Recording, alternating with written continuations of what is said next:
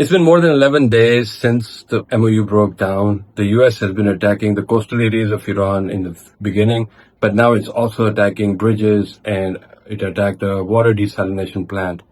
In response to that, Iran attacked a water desalination plant in Kuwait and is consistently attacking Kuwait, Bahrain, and Jordan.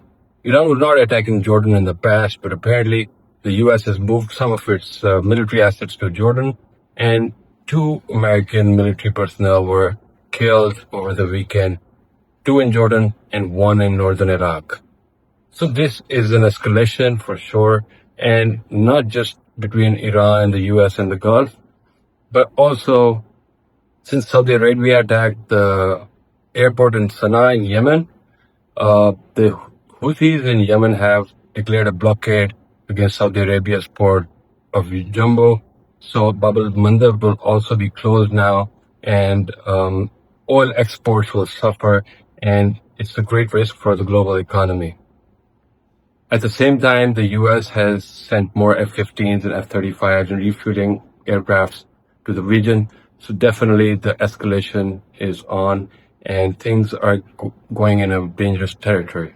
Fresh attacks inside Iran. The war has entered a critical phase. On the 11th consecutive day of US attacks, Jordan's military said it detected 6 missiles fired from Iran. Air defense systems shot down 4 of them as they entered Jordanian airspace. The other 2 fell in remote, uninhabited areas. Around the same time, Bahrain activated emergency sirens after its military said it had intercepted another wave of Iranian missiles. Iran later said its latest operations also targeted 2 major US military bases in the region. Tehran claimed it used drones to strike the Muwafaq Salti air base in Jordan and the Sheikh Issa air base in Bahrain. The United States, meanwhile, kept up its offensive. US Central Command said it carried out its 11th straight night of airstrikes inside Iran. The 75-minute operation targeted military command centers, aircraft hangars, drone storage sites, logistics facilities, and maritime infrastructure. The current escalation started when Iran attacked ships that were passing the Straits of Hormuz close to the coast of Oman without coordinating with Iran. And it felt threatened that its management is being questioned. Since Iran has been attacked twice in the last 2 years during talks, it has no trust in the US, and that is why it attacked. And as a result, the Americans attacked Iran and the escalation is going on. In a major escalation, Iran attacked a Saudi ship in the Straits of Hormuz. As you can see, there's smoke coming out of it.